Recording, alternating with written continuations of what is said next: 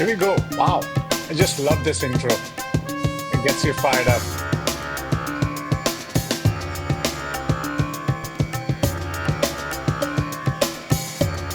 This is a cow corner. It's Prashant and Jatan again. Hey guys. This is day four at the World Cup.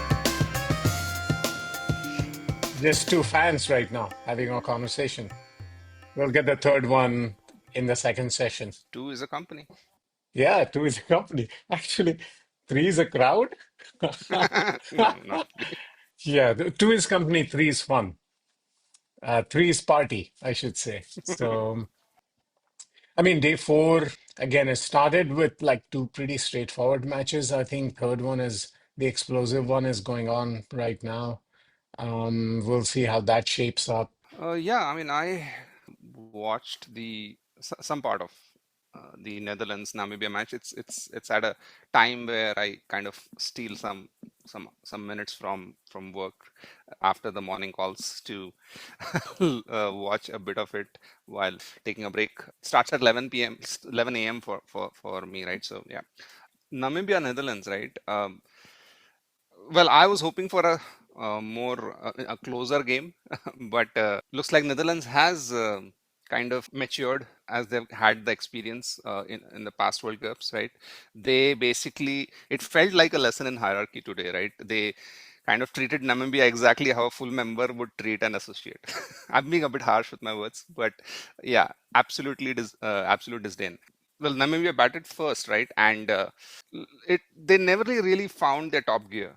Though Frillink and Lofty Eaton, who has lofty expectation, who I have lofty expectations of, they did put a decent 50-run stand, I think, but they could never really get on top of the bowling. They always it felt as if they were driving with the handbrake on, right? Kind of. So it wasn't going well. And but then when one of them got out, I think Freiling got out. The guy who came, he looked at the guy who actually belonged, right? Gerard Erasmus. In his short stay, I think he made only 20 odd runs, but in his short stay, he was middling everything, hit three boundaries, which were all crisps, two sixes and a four, decisive and frankly very beautiful to watch. It was a tragedy to see him hole out at mid wicket, just as he was about to explode. So once he went, the innings just petered out to a very ordinary 156. And on the flip side, Netherlands never looked worried. I mean, even though Max O'Dowd fell early, Michael Levitt is quite a striker of the ball, and of course Bas de Lead, right?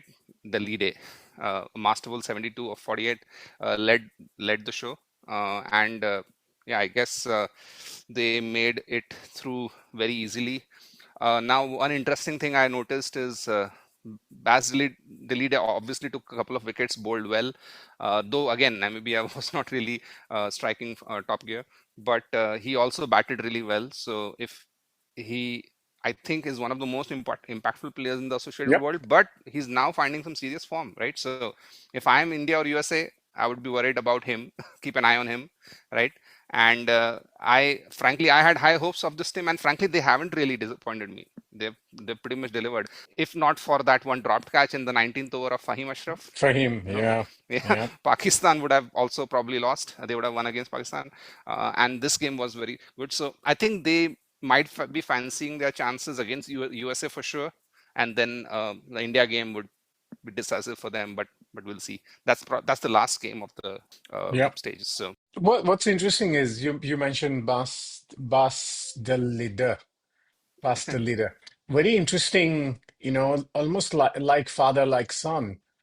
Because Jatan, I remember at some point, I think you had mentioned his dad, Tim the leader, right? So he is, if you look him up, right, he is one of the first or one of the few players to have scored 100 and a fifer in ODI. ooh, So mhm, Sebastian the leader comes from a really illustrious, so to say, Dutch cricketing family.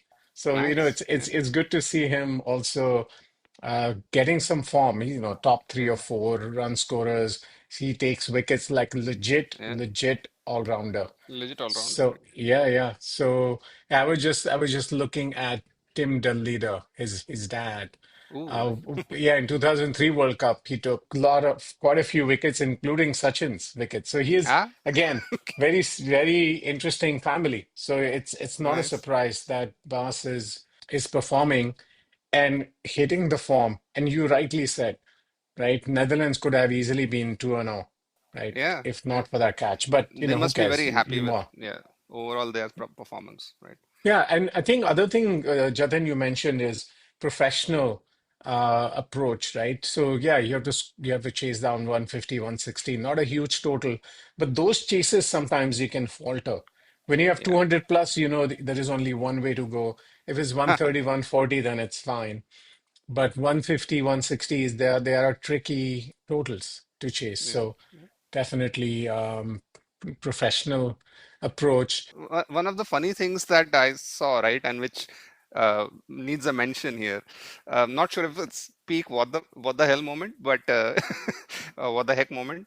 In the ninth over of Namibia's batting, Lofty Eaton is absolutely not able to put the ball away. Right, he was still the highest scorer, but still very scratchy innings. So he tries to go switch hit. Right, I think he's a left-hander, and he tries to do a switch hit, hit towards the covers. Ball goes into the covers. He didn't get a lot of bat on it. And guess who? Bas Dillide drops a sitter. Okay. Oh Yeah. no! And it's not over yet. So he's like really upset with himself, but then he realizes that there's still a run being taken. So he picks up the ball, and then there's total chaos on the pitch, on the wicket, right? Um, he takes the ball, throws at the right end, the non-striker's end. The runner is not even in the frame. Ackerman just has to take the ball and break the stumps, and he doesn't do that. He misses the ball. So they there's another wicket that goes a begging, right? So like in the same ball, there's a drop catch and a missed run out, and it kind of Wow. reminded me of the European uh, leagues again, and Netherlands trying to just do that, obviously. Wow. But that was probably the only blip in the entire Netherlands performance, and both the mistakes happened on the same ball, which was kind of funny. See, but it's interesting, right? Because in a marquee matchup, that could be a game changer, just like we Yeah, mentioned for him being dropped. In some yeah, yeah, cases, yeah. yeah, you can get away with That it. was In the only others, mistake that they did, even in the Pakistan game, and it correct, cost it them. correct, Yeah, exactly. yeah. Wow. So, sometimes these things don't get amplified or talked about. So I'm glad you noticed that and you brought it up here. Yeah, one more thing is that Scott Edwards, the captain, used 8 bowlers. So maybe, it's interesting. I'm still trying to figure out if it was a genius ploy to keep by him to keep Namibian batters from ever settling into a rhythm, or it was just Scott being having a mad scientist moment. But definitely it worked, and they were never able to get into that top gear. So yeah, using 8 bowlers. Interesting. It was a nice match, but too one-sided. I mean, the UAE, New Zealand, I'm not sure if we need to even talk much about that. It just actually interesting thing is UAE did score 173 to their credit, Yeah, which yeah. is not trivial at all. Yeah, it's fine that New Zealand chased it down with with no wickets at all, but still 173 runs to score Yeah, is it's a good thing for UAE, right? yeah. At that point, I thought that they might be in the game, right? So, but Yeah, that's some of the cliched words, right? Evaluate the pitch or the team once both teams have batted, right? So, yeah, it correct, was probably a correct. pretty flat pitch.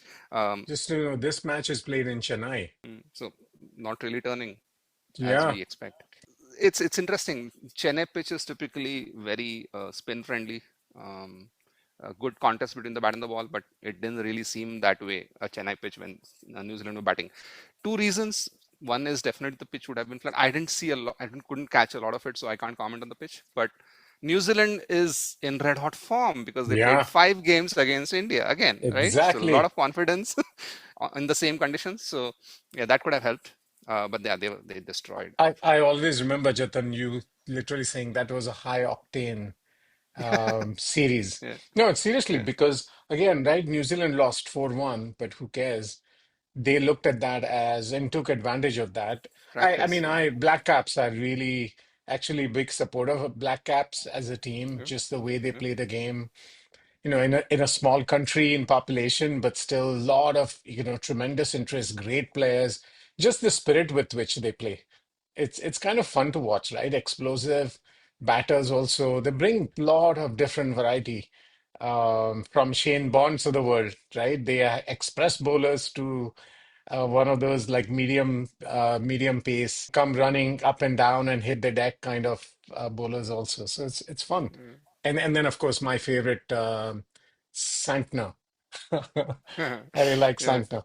So And they're also the nice guys, right? Probably even nicer yeah. than some of the Indian blokes. But still, I mean, I always remember they being nice or very nice. They were the co-hosts of the 2015 World Cup, which Australia and New Zealand made it to the finals.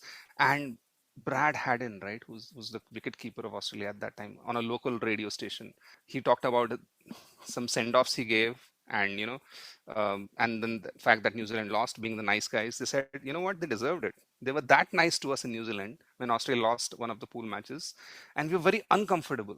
They were nice to us the whole week, and I was like, I can't stand this anymore. We are going to go hard at them. So, I mean, if somebody is nice at you and you're upset about it, so it just reminded me of that. I mean, seriously, so I never really liked Bradden, but I mean, he was a great wicketkeeper. But yeah, those were the days when Australia used to sledge and people used to take it. Not anymore, I guess. But And they were also kind of on the receiving end of that tied World Cup final, right? yeah, And which was decided, the most like ridiculous thing there is the winner was decided by number of fours hit, boundary count. number of boundary count, which is, I'm like, come on. Of course, you can always say these rules are decided way ahead, but Yeah. whoever decided that said, hey, I'm gonna give somebody an edge because they hit more boundaries. Come on. New Zealand, Australia, the only other thing I remember is the underarm ball. So in the 2015 World Cup final, that was one of those moments when you're like, when Brendan McCullum, the Baz, but cleaned up by Mitchell Starc. And it's interesting. Baz is coaching and Mitchell is still running up and down and firing those Yorkers and bowling people out. Anyway, so that's it for us for part one. It's Prashant and Jatan, and we'll touch base with Siddharth. And let's see actually how USA Pakistan match shapes up. Again, it's still fun talking to each other, and hopefully, we are speaking to other fans like us. So, until the second half, see you, folks. Looking forward to the good match. Bye bye.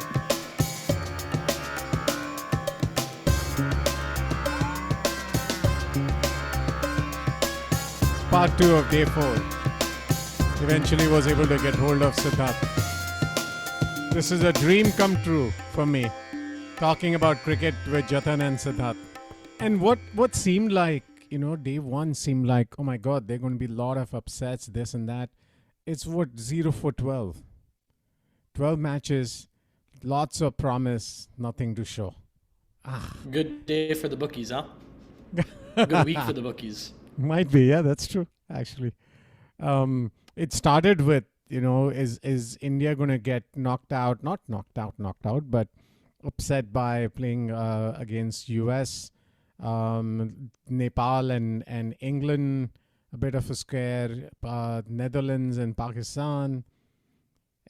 Day 4, not much, and we're looking forward to US-Pakistan match. Yeah, so really a straightforward win for Pakistan against the US. So Pakistan was able to score 190 behind the back of Sahibzada Farhan's 73 of 41. And key contributions from the top order. 2 of the first 3 wickets had over a 50-run partnership, so that really set up a great base for Pakistan. And despite the heroics of Van Schalkwyk with 2 double scalps, right? So 2 wickets, 2 overs with 2 wickets. Despite his best efforts, Pakistan were able to post that winning score of 190. And there were some interesting developments towards the end of Pakistan's innings, because at the 15th over, after the 15th over, they seemed like they're ready to launch at 137 for 3 to a score excess of 200. But credit to the United States bowlers. Between overs 15 and 16, they took 6 wickets.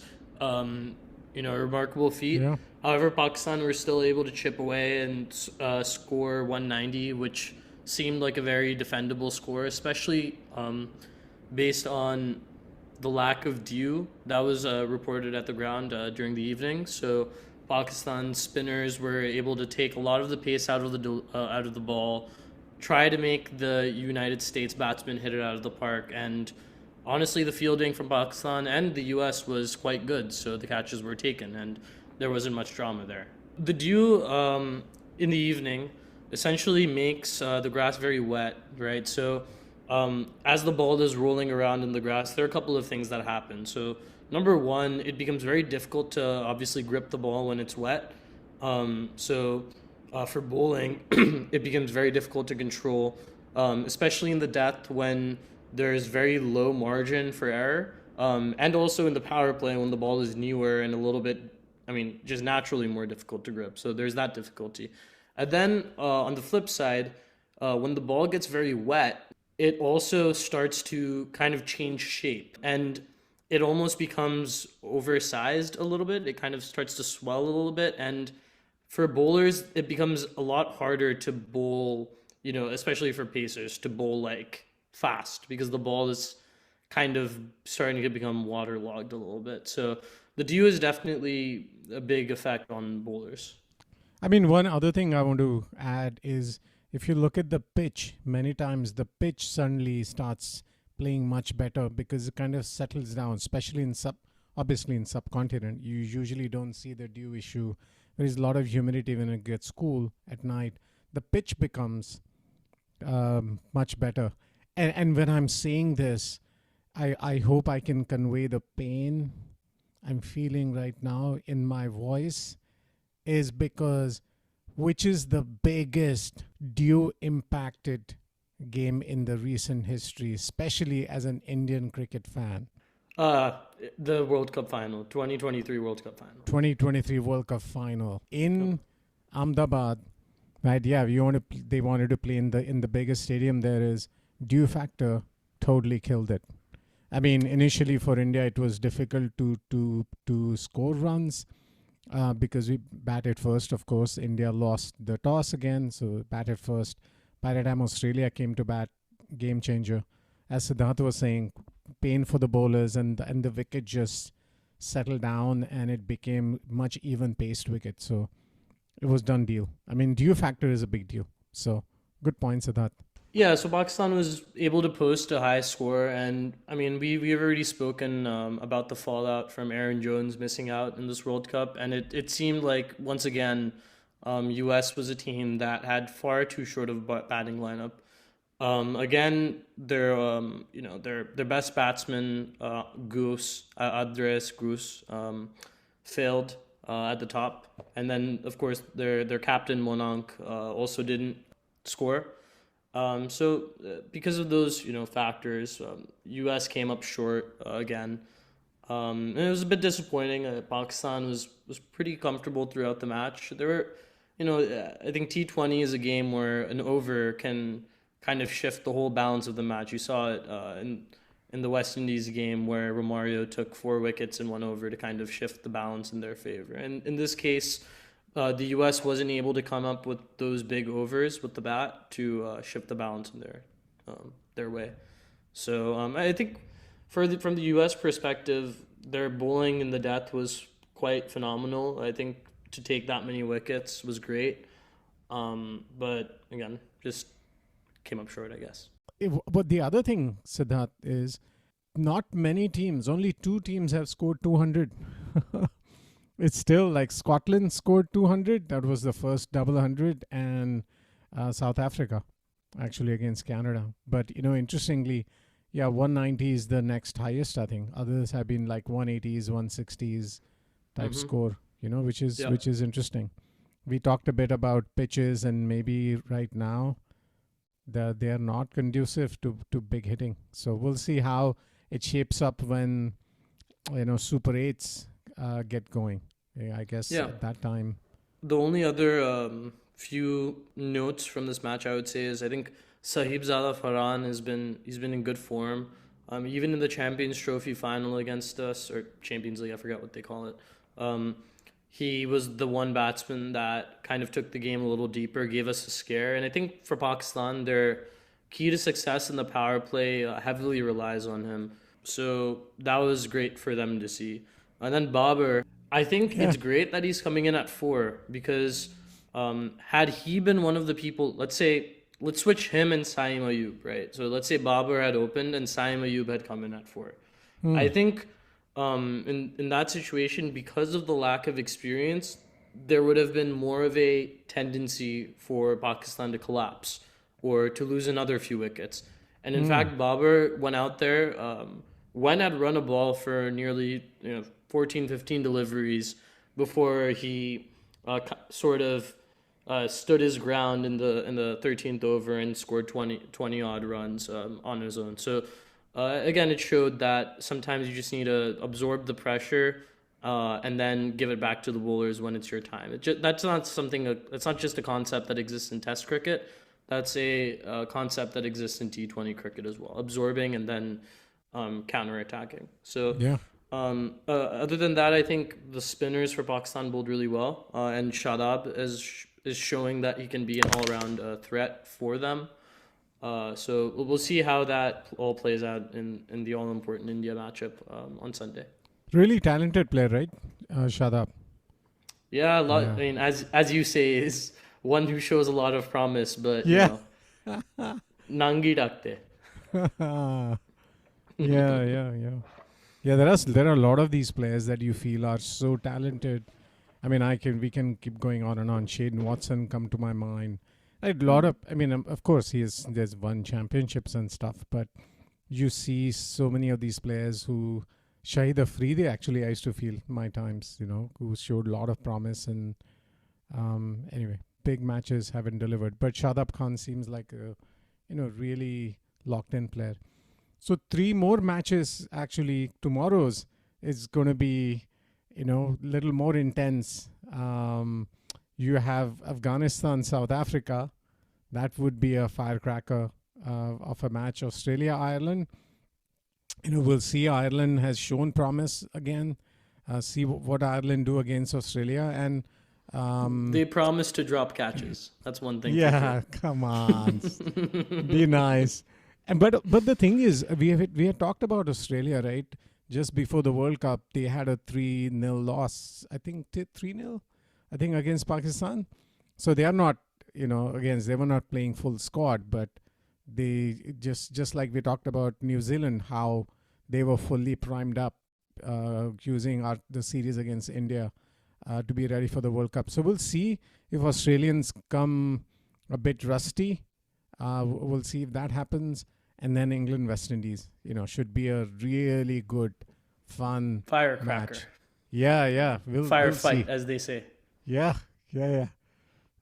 So should be fun. 3 good matches coming up for tomorrow, and we'll exactly, cover them the best we can. Siddharth, Jatan and I managing work and scheduling and all that. So, and again, we really appreciate people listening to our podcast. As we have said many times before, we are just 3 fans, really, really enjoying talking about World Cup every day with each other, and hopefully we are speaking to you. So if we are, give us some feedback. So show us some love and feedback, and any and all feedback. So this is the Cow Corner, and it's in the famous words of KD, you the MVP. Who's KD? Kevin Durant? Kevin Durant, yeah. Okay. You the real MVP. You the MVP. On that note, peace. Ciao. This episode was produced by Mukta Phatak. Music by Joe Reynolds.